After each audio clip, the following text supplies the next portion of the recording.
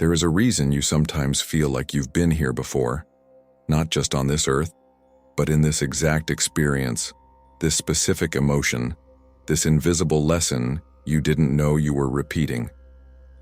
Have you ever wondered why you're drawn to certain places, on certain people, certain wounds?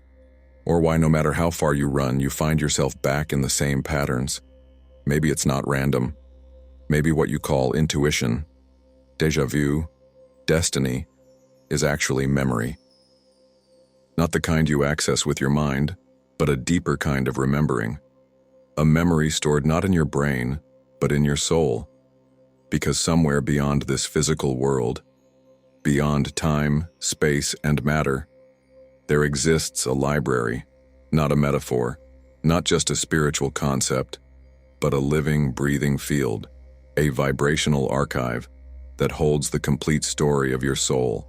Every choice, every lifetime, every desire, failure, breakthrough, contract, trauma, truth. All of it recorded in a cosmic blueprint that spiritual mystics across ages have called the Akashic Records. And here's the strange part. You've already been there. You just didn't know how to recognize it. It showed up in the dreams you couldn't explain, the visions that felt too real, the moments of absolute knowing that defied logic, the spiritual downloads that hit you like lightning and left you changed forever. But here's the uncomfortable truth.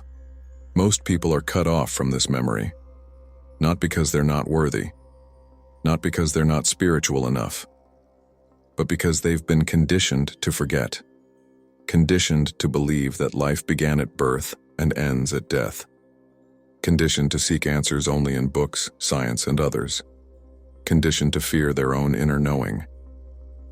What if everything you've ever needed to heal, evolve, and remember is already inside you, waiting to be unlocked? And what if the Akashic Records aren't just something to access, but something to embody? In this video, we will not only explore the mystery of the Akashic Records, we will uncover why you were always meant to find your way back to them. You will learn where they come from, what they truly are, why they're hidden, how to access them. And most importantly, what happens when you do? Because this isn't just a concept, it's a doorway. And if you walk through it, you will never see your life the same way again. Are you ready to remember? Let's begin. What if everything you've ever experienced, every lifetime you've lived, every emotion you've carried, every choice you've made across eons, was not lost to time, but carefully etched into the fabric of reality, not in a dusty archive, not in a divine courtroom, but in a living, breathing field of consciousness, woven into the very substance of existence itself. This is the mystery of the Akashic Records. And to truly understand what they are, we must let go of the idea that they are somewhere else, that they are stored in a spiritual cloud, waiting to be downloaded, that they are outside of you.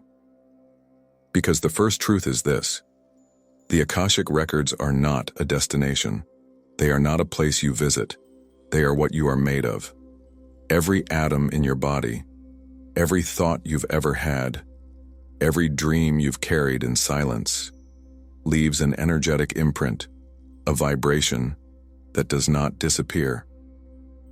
It becomes part of a universal memory field known in ancient traditions as Akasha.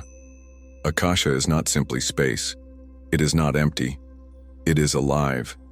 It is the subtle, non-physical substance that permeates all things, the womb of the cosmos, the spiritual blueprint beneath the visible world.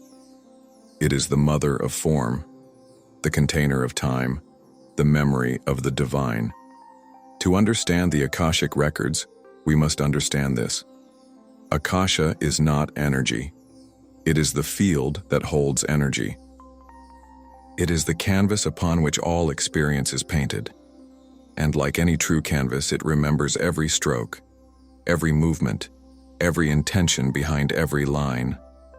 Imagine a vibrational ether so refined that it records not only what you do, but why you did it. Not just what you said, but the frequency with which it was spoken. Not only who you were, but who you longed to become. The Akashic Records are not bound by time. They do not move in straight lines. They are not limited to a past life view of karma and reincarnation. In the Akashic field, time collapses.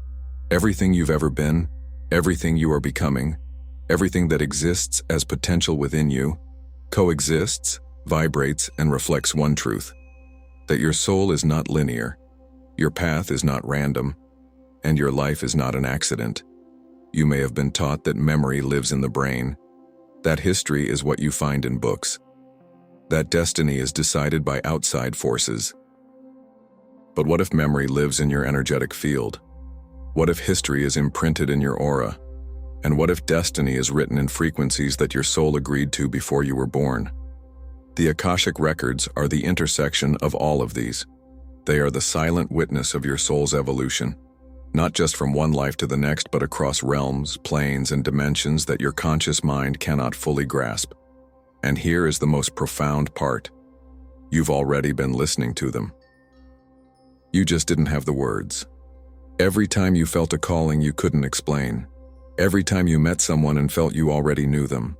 Every time you stepped into a place that gave you chills of recognition. Every time your body reacted to something your mind couldn't comprehend. That was the Akashic field whispering. It speaks in symbols, in sensations, in silence, in dreams. The language of the records is not verbal. It is vibrational. This is why people experience them differently. Some feel like they're walking into a vast ancient library. Others experience it as downloads of pure knowing. Some see pages of glowing text, hear celestial voices, or sense geometric light patterns moving through them.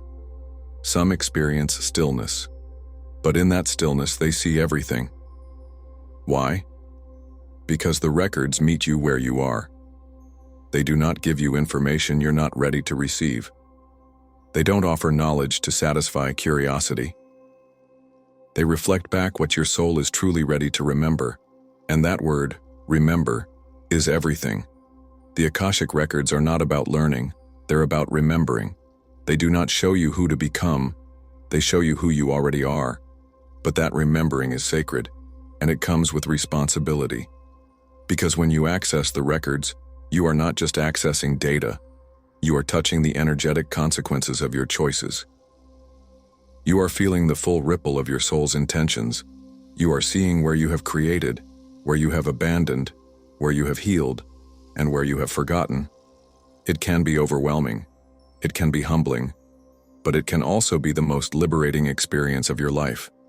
Because when you see the bigger picture, when you see that your traumas had context, that your heartbreaks had echoes in other lives, that your soul chose this path with wisdom and love, you stop blaming yourself. You stop fearing your pain, and you begin to reclaim your power. The Akashic Records are not a shortcut to enlightenment. They are not a spiritual trophy. They are not something to flaunt or monetize. They are sacred, and they are intimate. They are the mirror your soul holds up to itself when it's ready to truly evolve. So what are the Akashic Records really? They are you, remembered. You, unfiltered. You, without the masks of this incarnation. They are the song your soul has been singing across lifetimes, waiting for you to hear its full melody. And once you do, you will never see yourself the same way again.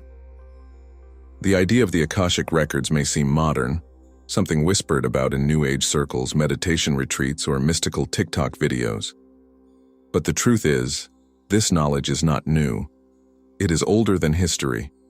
It is encoded in the roots of nearly every ancient tradition, not always by the same name, but always pointing to the same truth: that there exists a field, invisible to the eye, but alive to the soul, where all things are recorded, remembered, and known.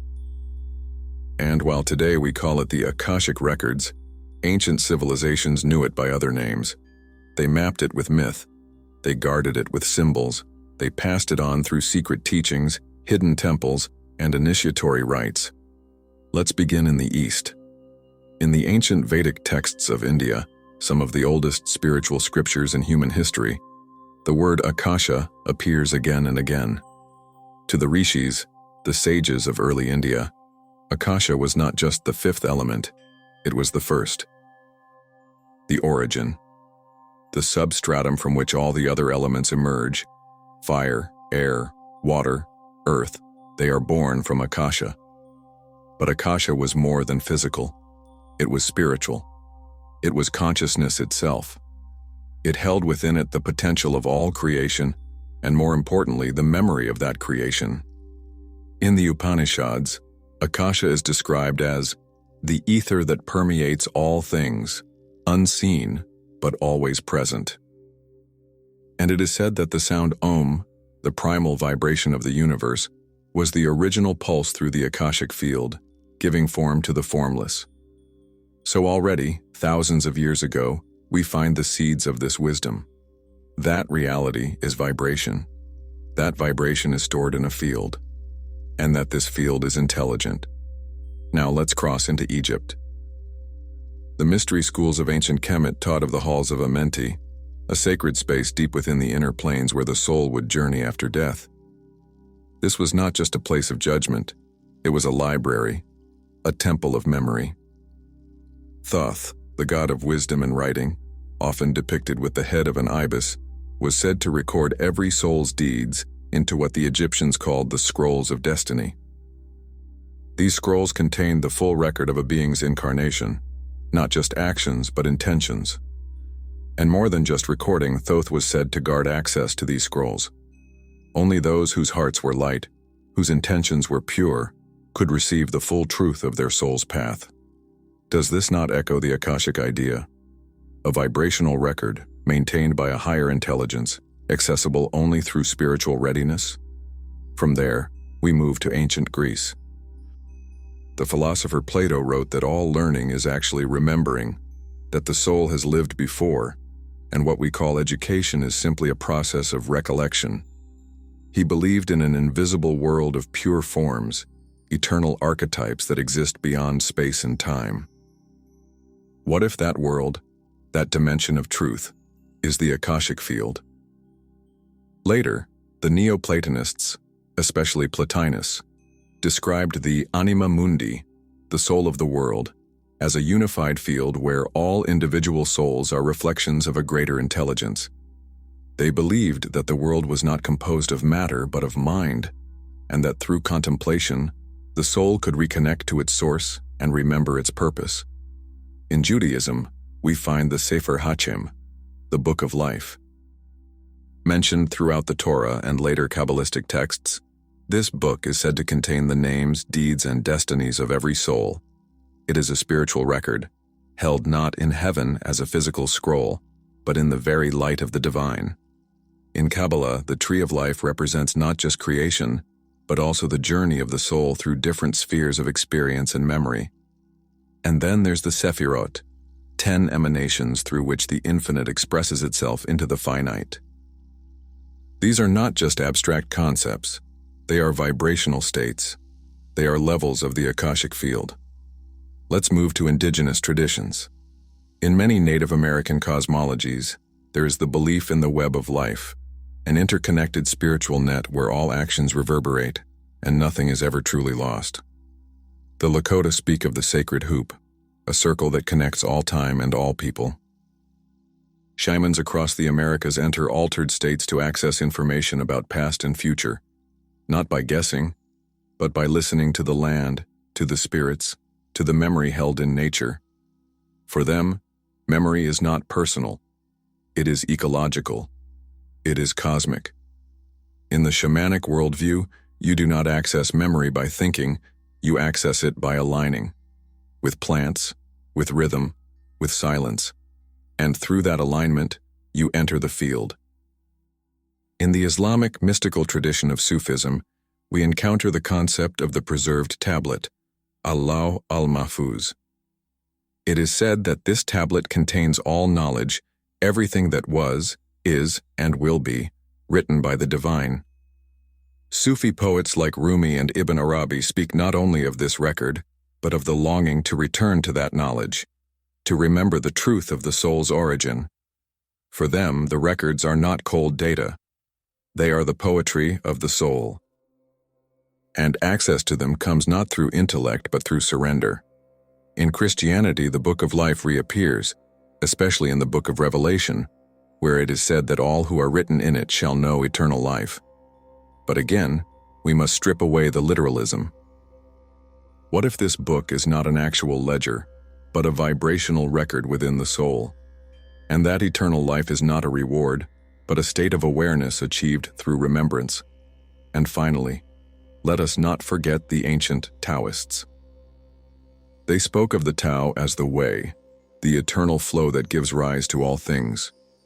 But beyond the Tao was the Wuji, the limitless void, from which all potential arises. This is Akasha. It is not the form. It is the potential behind the form. It is the silence from which all sound is born. And when a Taoist sage meditated in stillness, it was not to escape the world. It was to merge with the field that contains all things. So what does all this mean? It means that the Akashic Records are not a new idea. They are a universal memory, hidden in plain sight.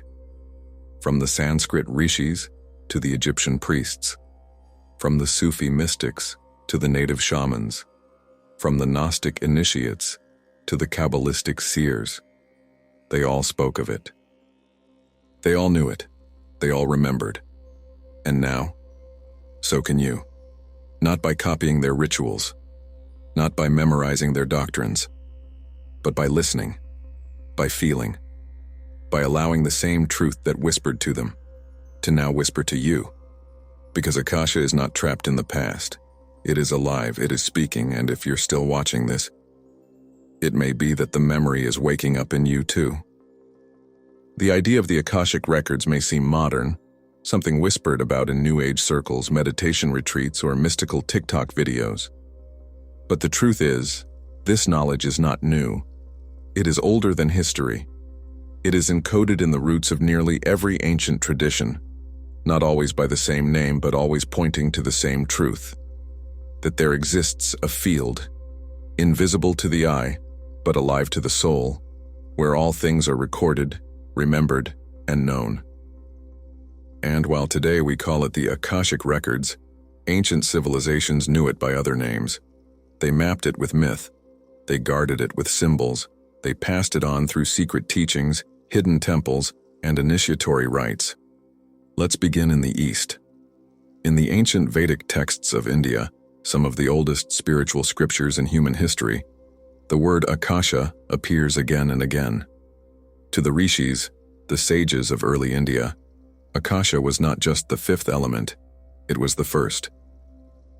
The origin, the substratum from which all the other elements emerge: fire, air, water, earth, they are born from Akasha. But Akasha was more than physical. It was spiritual. It was consciousness itself. It held within it the potential of all creation, and more importantly, the memory of that creation. In the Upanishads, Akasha is described as the ether that permeates all things, unseen but always present. And it is said that the sound Om, the primal vibration of the universe, was the original pulse through the Akashic field, giving form to the formless. So already, thousands of years ago, we find the seeds of this wisdom. That reality is vibration. That vibration is stored in a field, and that this field is intelligent. Now let's cross into Egypt. The mystery schools of ancient Kemet taught of the halls of Amenti, a sacred space deep within the inner planes where the soul would journey after death. This was not just a place of judgment, it was a library, a temple of memory. Thoth, the god of wisdom and writing, often depicted with the head of an ibis, was said to record every soul's deeds into what the Egyptians called the scrolls of destiny. These scrolls contained the full record of a being's incarnation, not just actions but intentions. And more than just recording, Thoth was said to guard access to these scrolls. Only those whose hearts were light, whose intentions were pure, could receive the full truth of their soul's path. Does this not echo the Akashic idea? A vibrational record, maintained by a higher intelligence, accessible only through spiritual readiness? From there, we move to ancient Greece. The philosopher Plato wrote that all learning is actually remembering, that the soul has lived before, and what we call education is simply a process of recollection. He believed in an invisible world of pure forms, eternal archetypes that exist beyond space and time. What if that world, that dimension of truth, is the Akashic field? Later, the Neoplatonists, especially Plotinus, described the anima mundi, the soul of the world, as a unified field where all individual souls are reflections of a greater intelligence. They believed that the world was not composed of matter but of mind, and that through contemplation, the soul could reconnect to its source and remember its purpose. In Judaism, we find the Sefer HaShem, the Book of Life. Mentioned throughout the Torah and later Kabbalistic texts, this book is said to contain the names, deeds, and destinies of every soul. It is a spiritual record, held not in heaven as a physical scroll, but in the very light of the divine. In Kabbalah, the tree of life represents not just creation, but also the journey of the soul through different spheres of experience and memory. And then there's the Sephirot, 10 emanations through which the infinite expresses itself into the finite. These are not just abstract concepts, they are vibrational states. They are levels of the Akashic field. Let's move to indigenous traditions. In many Native American cosmologies, there is the belief in the web of life, an interconnected spiritual net where all actions reverberate and nothing is ever truly lost. The Lakota speak of the sacred hoop, a circle that connects all time and all people. Shamans across the Americas enter altered states to access information about past and future, not by guessing, but by listening to the land, to the spirits, to the memory held in nature. For them, memory is not personal. It is ecological. It is cosmic. In the shamanic worldview, you do not access memory by thinking, you access it by aligning. With plants, with rhythm, with silence. And through that alignment, you enter the field. In the Islamic mystical tradition of Sufism, we encounter the concept of the preserved tablet, Allah al-Mahfuz. It is said that this tablet contains all knowledge, everything that was, is, and will be, written by the divine. Sufi poets like Rumi and Ibn Arabi speak not only of this record, but of the longing to return to that knowledge, to remember the truth of the soul's origin. For them, the records are not cold data. They are the poetry of the soul. And access to them comes not through intellect but through surrender. In Christianity, the Book of Life reappears, especially in the Book of Revelation, where it is said that all who are written in it shall know eternal life.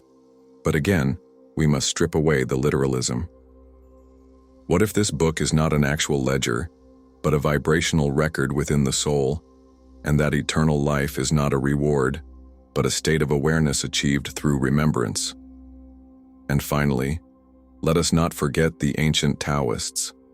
They spoke of the Tao as the way, the eternal flow that gives rise to all things.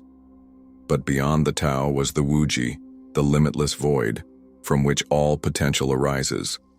This is Akasha. It is not the form. It is the potential behind the form. It is the silence from which all sound is born. And when a Taoist sage meditated in stillness, it was not to escape the world. It was to merge with the field that contains all things. So what does all this mean? It means that the Akashic Records are not a new idea. They are a universal memory hidden in plain sight. From the Sanskrit rishis to the Egyptian priests, from the Sufi mystics to the native shamans, from the Gnostic initiates to the Kabbalistic seers, they all spoke of it. They all knew it. They all remembered. And now, so can you. Not by copying their rituals, not by memorizing their doctrines, but by listening, by feeling, by allowing the same truth that whispered to them to now whisper to you. Because Akasha is not trapped in the past. It is alive. It is speaking.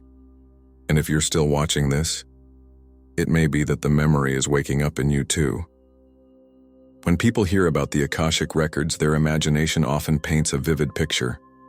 A grand library suspended in the cosmos, books glowing with golden light, scrolls that open themselves in response to your touch.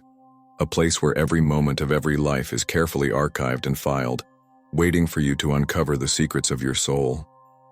And while that imagery can be beautiful, even useful as metaphor, the true nature of what is written in the Akashic Records is far more mysterious, far more profound, and far more challenging. Because what's written there is not just what happened, it's who you were when it happened. The Akashic Records do not record facts, they record frequencies.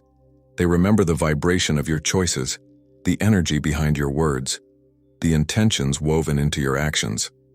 This is why the Akashic field cannot be deceived. You can lie to yourself.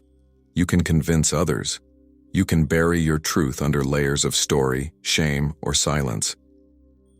But the field remembers the energy behind it all. And that's what's written there. It's not that it stores your memories like a database. It reflects the imprint your soul made on the fabric of reality. Your rage, your kindness, your betrayal, your forgiveness, your prayers that no one heard, your thoughts you were too afraid to speak. All of it leaves a trace, not just as events, but as frequencies. So when we ask, what is written in the records? We're not asking about pages of biography. We're asking about energetic blueprints, about the signature of your soul as it moved through time. And here's the part most people don't expect. The records don't care about right or wrong. They don't moralize. They don't judge. They reflect. Which means that what is written there is not a verdict. It is a mirror, a map, a remembrance. If you committed an act of harm, the records hold that imprint, not to punish but to show where healing is needed. If you abandoned your purpose, the records reflect the dissonance that created in your path. If you made a vow in another life, the echo of that promise may still reverberate in your current choices, influencing what you fear, what you attract, and what you keep repeating. So the records are not about blame. They are about awareness. Because once you become aware of what's truly written in your field, you can change it. And that is the deepest truth of all. The Akashic Records are not fixed. They are alive, and they are being updated in real time. Your soul is not a passive character in some cosmic drama. You are the author, and every time you act from truth, every time you shift your intention, every time you heal a wound or choose love over fear, you rewrite your resonance. You literally shift the frequency of your record. This is why accessing the Akashic field can be so powerful, but also so humbling. You don't just receive information, you receive responsibility. You may discover that a pattern in your life is not random. It's rooted in a karmic loop you've lived for centuries. You may realize that your greatest fear today was once a choice you made to protect yourself long ago, and that it no longer serves you. You may see that the gifts you carry, the ones you've always felt drawn to, are not new. They are ancient. They are returning. But here's what's not written there. There is no script for your future. No timeline that is sealed. No destiny you must fulfill. No punishment waiting for you at the end of your story. The Akashic Records are not a prison. They are a potential. They hold your probabilities, your tendencies, the paths your soul is most likely to take, based on your current frequency and past imprints. But you always have a choice. This is what makes the Akashic field so different from the way we think of fate. It doesn't decide for you. It mirrors where you are and where you could go, depending on the energy you bring. It is both memory and mirror, both consequence and opportunity, both what has been and what could be. So when you access your records, be prepared for the unexpected. You may not see stories. You may feel sensations. You may hear nothing, but walk away with deep inner clarity. You may encounter symbols instead of sentences, images instead of instructions. Because the records speak in the language of the soul, not the mind, and the soul is not concerned with trivia. It doesn't care about ego gratification. It doesn't exist to tell you what you want to hear. It exists to guide you toward wholeness. Sometimes that guidance is subtle. Sometimes it's direct. Sometimes it breaks you, so that you can rebuild. This is why not everything is accessible at once. Some truths remain hidden until you are ready to receive them. The records do not force revelation. They honor timing. You might go looking for past life identities and instead be shown a recurring wound. You might seek to know your soul's mission and instead be invited to feel grief you've avoided for lifetimes. You might want names and dates and instead be given silence, a silence that awakens a deeper knowing within. This is because the Akashic field doesn't offer information, it offers transformation. And that transformation begins when you stop trying to get answers and start listening for what your soul already knows. So what is written in your records? Everything your soul has ever been, everything it is becoming, everything it still carries, and everything it is now ready to release. But what's not written is more important. What you will choose next. What you will become if you dare to remember. What will awaken inside you if you say yes to the truth that's been whispering in the background of your life all along. The records do not control your story, they echo it, and they are waiting to see what you'll write next. The idea that there exists a vast cosmic library, a living field where the memories of your soul are stored, is thrilling. And the next question most people ask is simple: can I access it? The answer is also simple: yes. But there's another question hiding behind it, one most people never say out loud. Am I ready? And that's where things get more complex. Because while the Akashic records are accessible to every soul, they do not open to curiosity alone. They are not locked.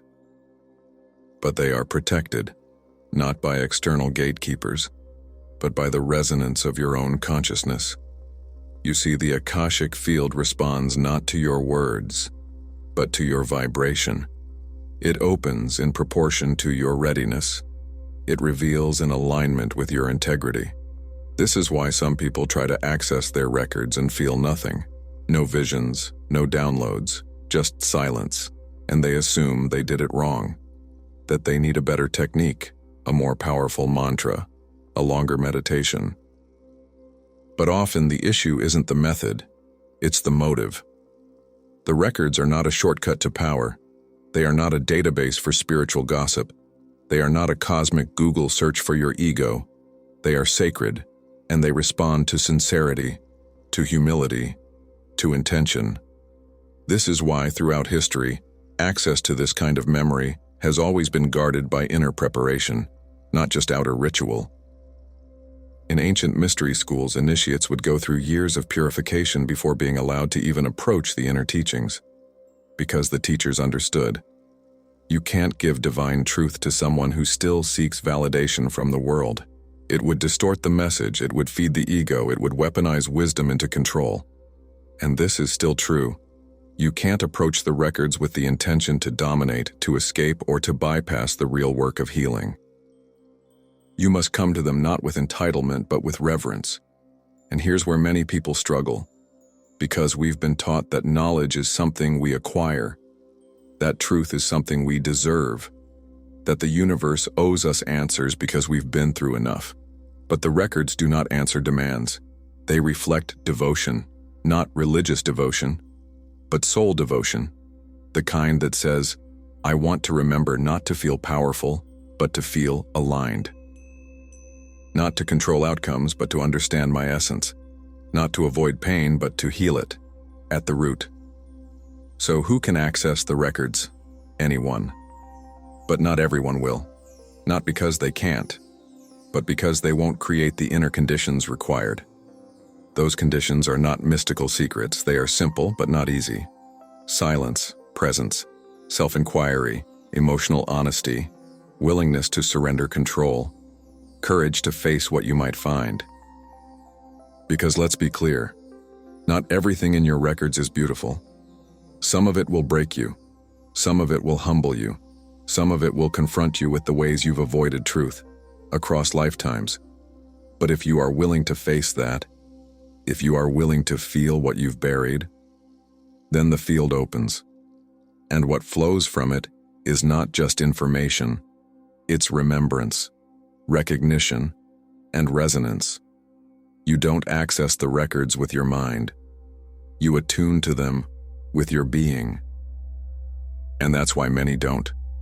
Because it requires letting go of performance, of intellectual analysis, of the need to be right.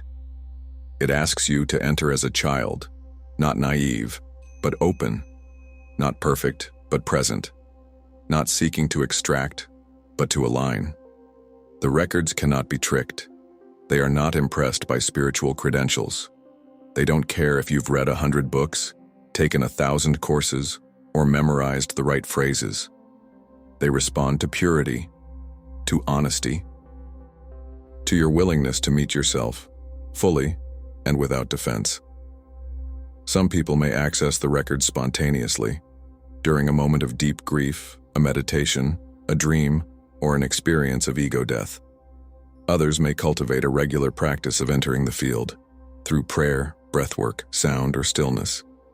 There is no one way, because the path to the records is not a technique. It is a tuning.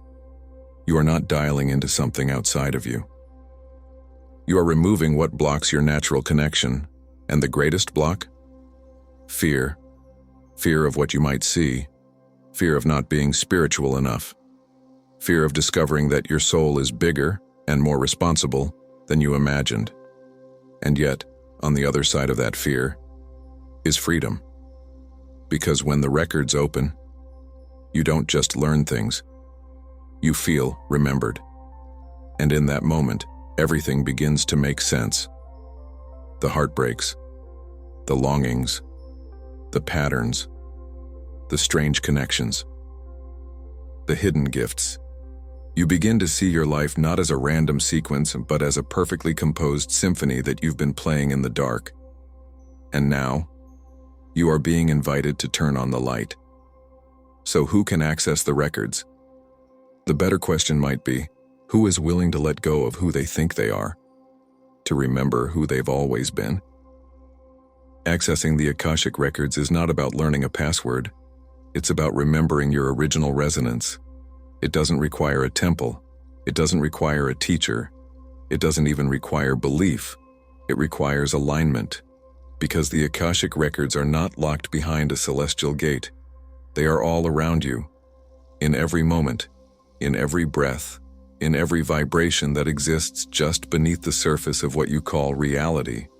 They are not far. They are near. So near, in fact, that most people overlook them, like a whisper lost in the noise of your own mind. But here's the truth. The records are not silent. You're just loud.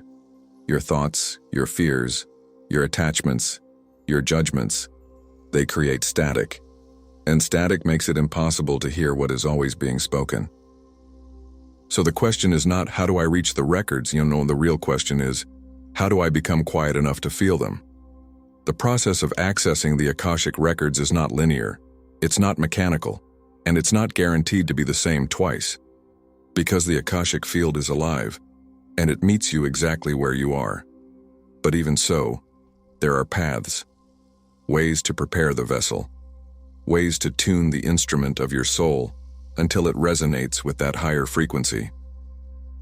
And it always begins with intention, not curiosity, not ambition, not spiritual tourism, but a clear, reverent, soul-level intention that sounds something like this.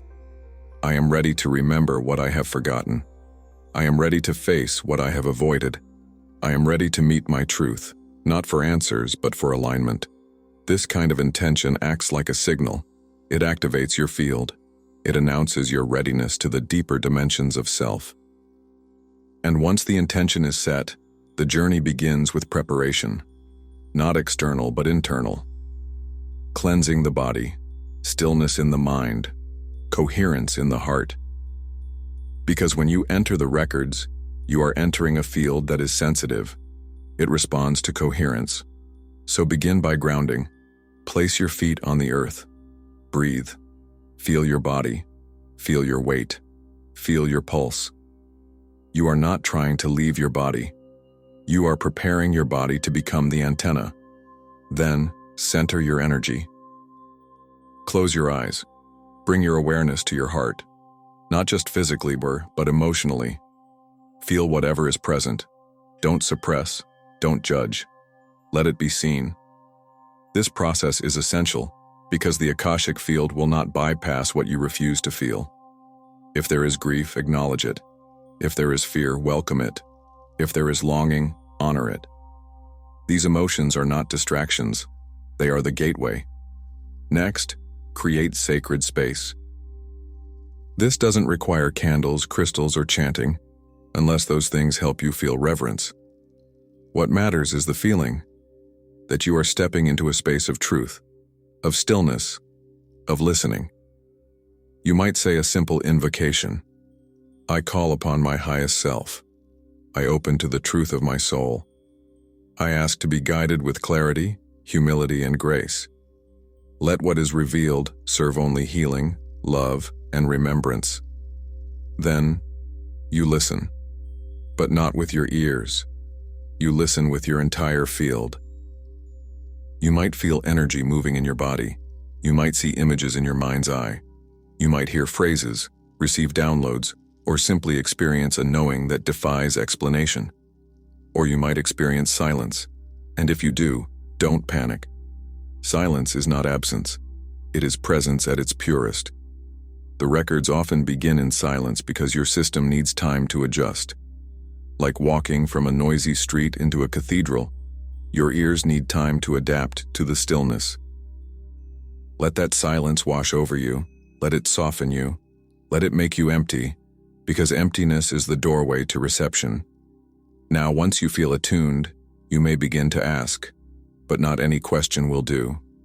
The records respond to depth, to sincerity, to vibrational alignment. Ask not from the mind, but from the soul.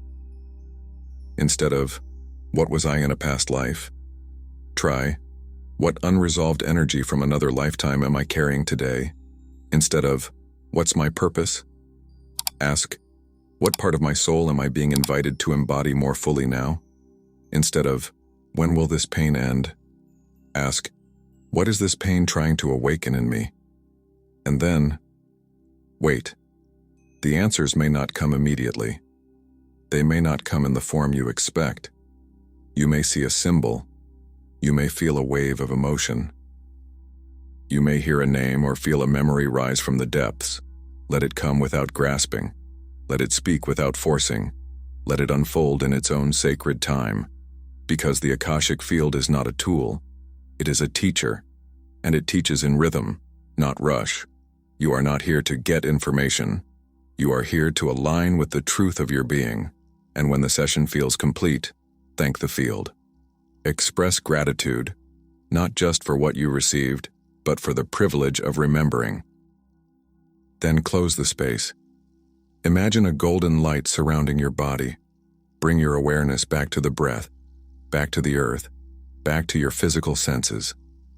Journal what you experienced, not just what you saw or heard, but what shifted. What did you feel? What surprised you? What changed? Because often the biggest revelations are not flashy. They're subtle. They echo in the days that follow. They integrate in dreams. They speak through synchronicities. So remain open. The session doesn't end when the meditation ends. It continues. You've entered a deeper conversation with your soul, and that conversation will continue to unfold if you stay attuned. Now, there are tools that can support this process. Breathwork to clear the channel. Sound healing to harmonize the field. Guided journeys to enter altered states. Sacred music to tune your frequency. Even certain plant medicines, when approached with reverence, can act as bridges to the field. But these are not requirements. They are supports. The most powerful access point to the records is always the same: presence, purity of heart, and the willingness to listen deeply, and perhaps most importantly, consistency. The more you return to this space, the clearer it becomes. The more you trust it, the more it trusts you. This is a relationship, and like all relationships, it deepens with time, with care, with devotion. So if you've tried to access the records and felt nothing, try again. But this time not from impatience, from love. Love for the mystery, love for the remembering, love for the version of you who is slowly, sacredly returning to the whole. Because that's what the records are really showing you. Not secrets, not predictions, but fragments of yourself, scattered across lifetimes, now gathering, now singing, now opening into wholeness. Access is not granted by technique. It is revealed through resonance. And that resonance begins when you no longer seek the records to know yourself, but allow the records to show you who you've always been. So what happens when you access the Akashic Records? What do you actually discover in that sacred space? People expect many things. Some seek past lives. Others long for clarity about the future. Some want healing. Others want answers. And the truth is, all of these are possible. But what you discover in the Akashic field is rarely what you expected, and almost never what you thought you wanted. Because the records do not serve your curiosity. They serve your evolution. And evolution is not always comfortable. It does not hand you information to satisfy your mind. It gives you what your soul is ready to remember. So let's talk about what might actually unfold. First, you may begin to sense past life patterns, not like watching a movie, not like scrolling through a list of characters you once were, but through feelings, impressions, or inner recognitions that begin to clarify why you are the way you are now. You may suddenly understand why you fear water, even though nothing has ever happened to you, or why you've always felt connected to a place you've never visited, or why a certain culture, symbol, or language moves something ancient inside of you. These are not fantasies, they are echoes. The records may bring you face to face with the versions of you that lived, loved, lost, and learned through lifetimes you've forgotten, but that are still shaping your choices today. You may see yourself as a healer who suppressed her gifts after persecution, or a warrior who died with unfinished vows, or a mystic who renounced love to pursue truth and now struggles to open their heart, or a child who made a soul contract in desperation and still honors it long after it expired. And here's the power in seeing these things. You begin to understand that not everything you carry is from this life, but everything you carry can be healed in this life. The records are not here to trap you in your past. They are here to liberate you from unconscious repetition, because what you do not remember, you will repeat. What you do not integrate will dominate. What you do not face will shape you in silence.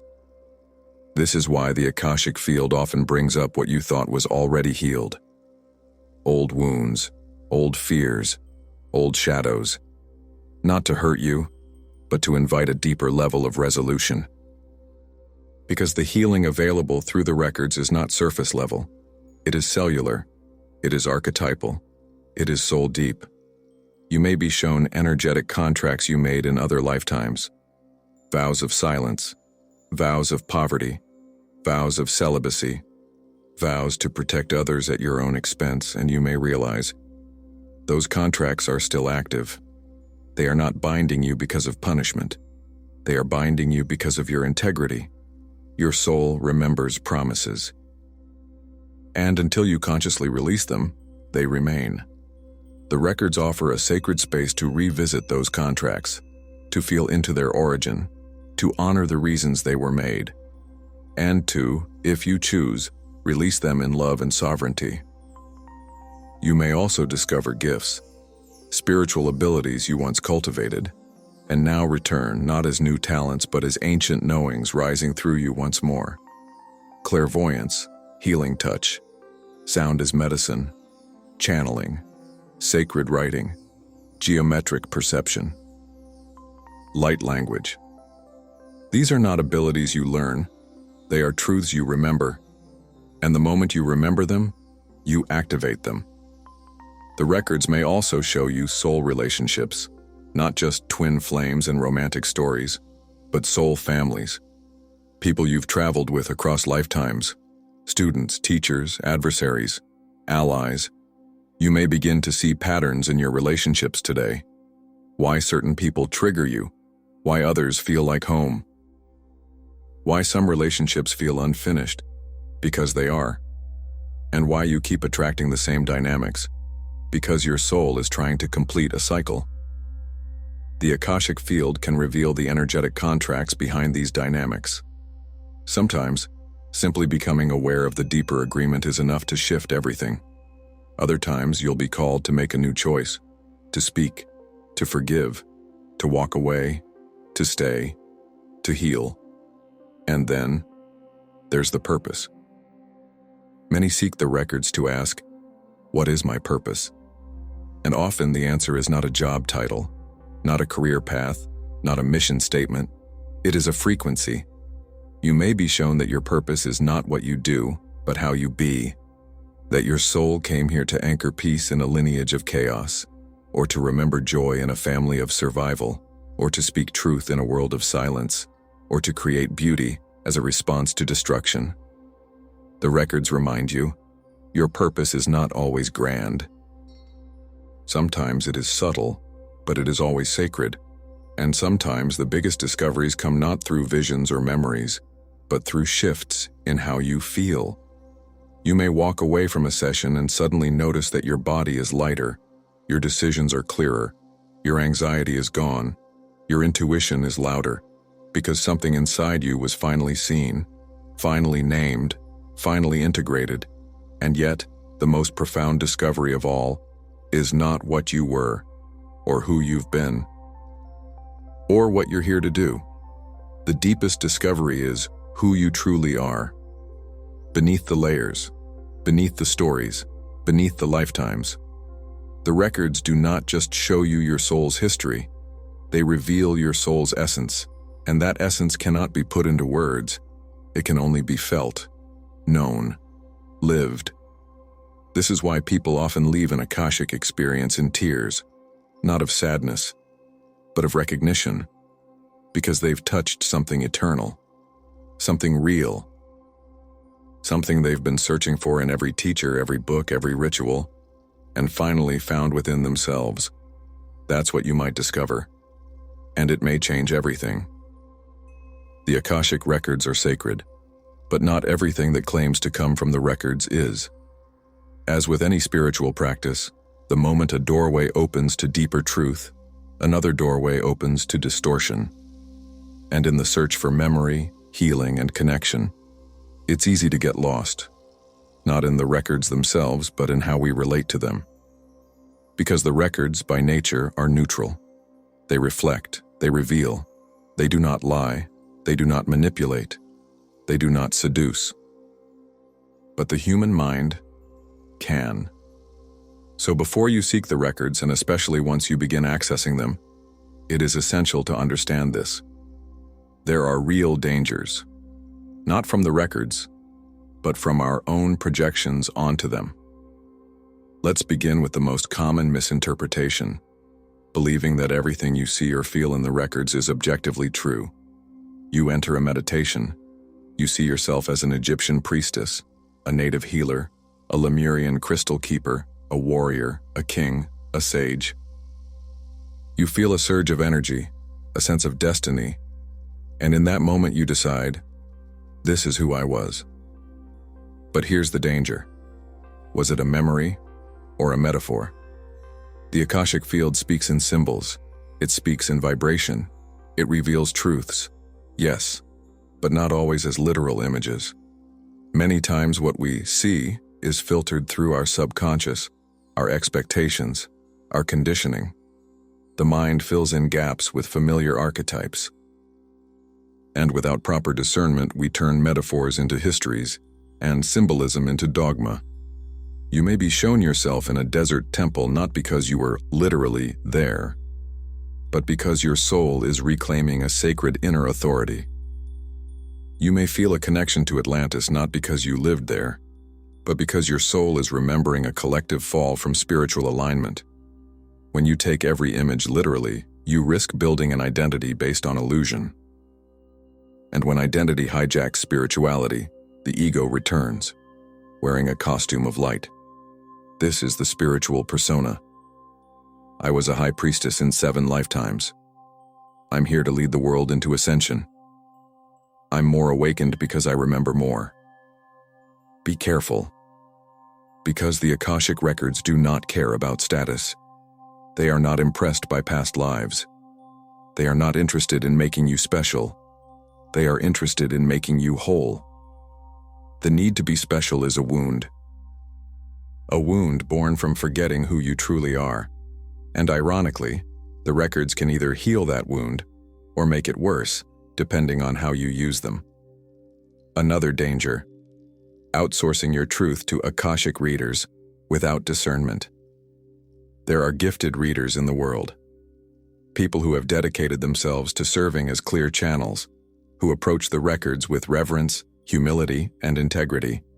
But there are also those who approach them with agenda, with ego, with unresolved trauma, with a desire to control, to be admired, or to sell certainty in a world full of questions. When someone says to you, "This is what your soul is," or "You were this," or "You must do that," stop. Ask yourself, does this feel expansive? Does this align with my inner knowing? Does this support my sovereignty? The true records do not command. They invite. They do not create dependence. They activate remembrance.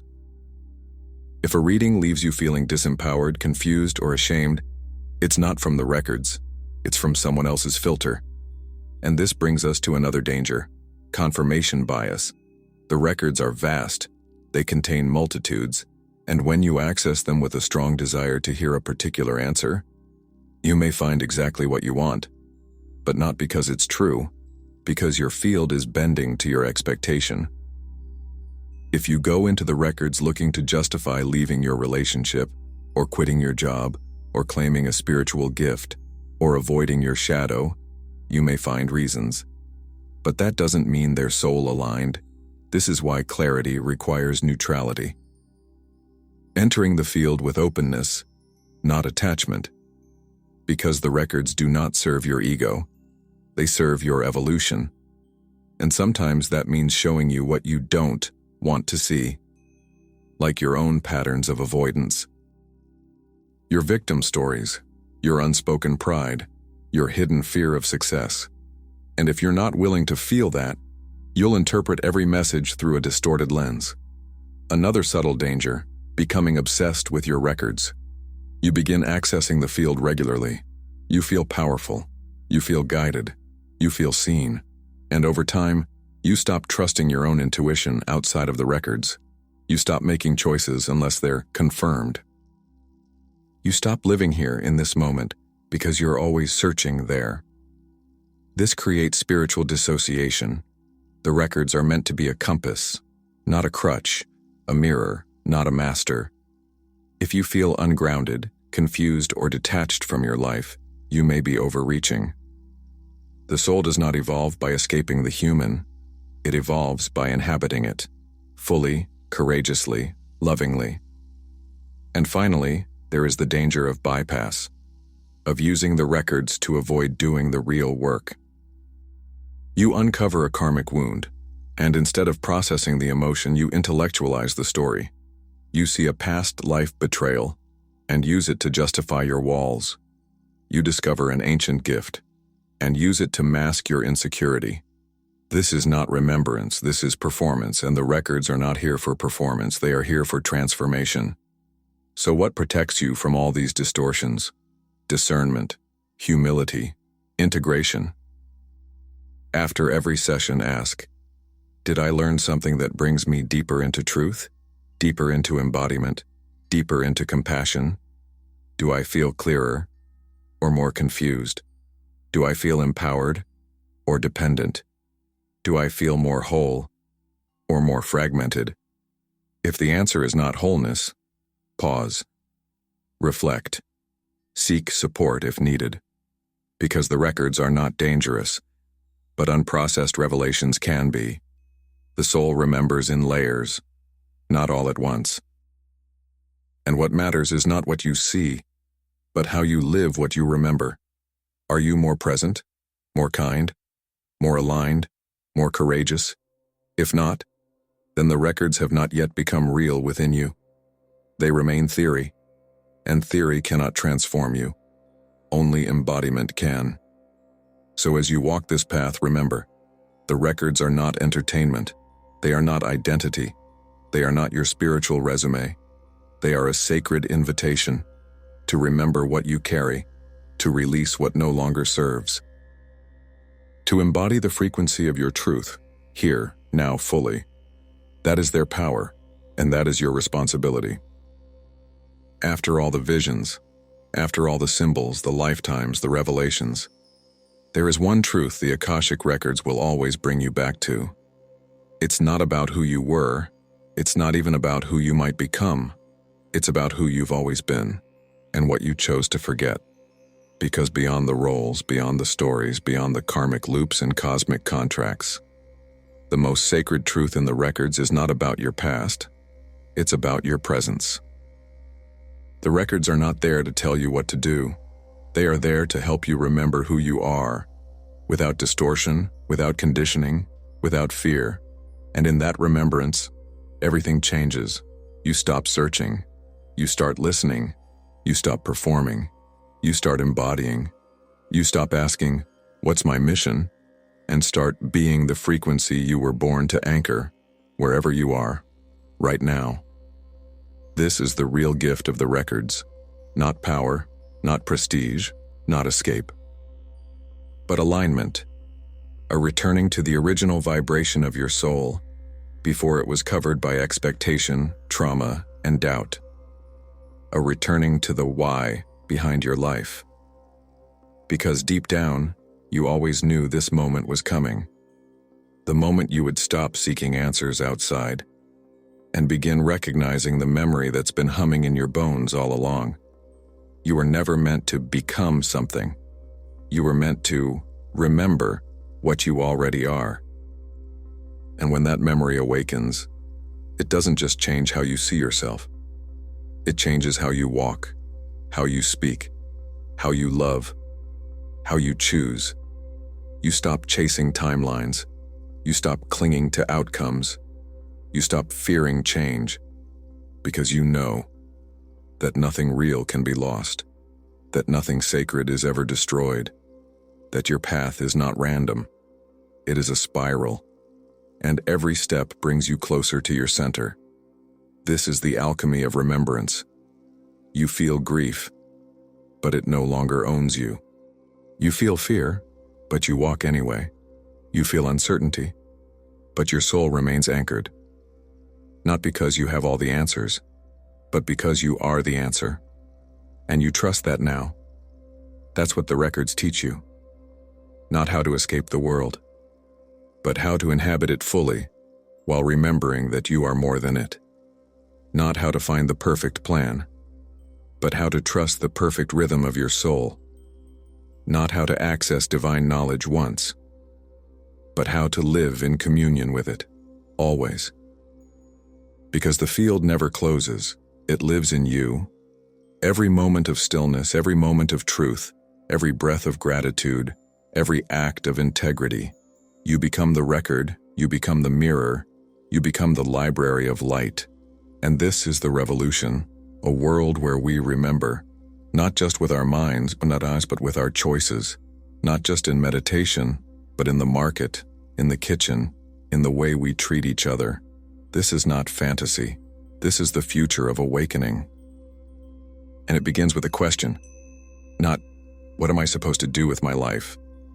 But, what truth is already living inside me that I'm finally ready to hear? Ask it, feel it, let it guide you. Because remembering isn't an event. It's a path, a spiral, a sacred return. And you're already on it. So the next time you feel lost, the next time you wonder what's real, the next time the world tells you to forget, close your eyes, return to stillness, And listen, the records are still singing. And they are singing your name. You are the memory. You are the message. You are the light returning home. Thank you for walking this path. Thank you for remembering with us. If this journey touched something inside of you, share it. Help others remember too. And if you're ready to keep going deeper, we invite you to explore the other videos here on Mystic Atlas, where ancient wisdom, spiritual truth, and sacred remembrance are waiting to meet you again. Until next time, keep remembering.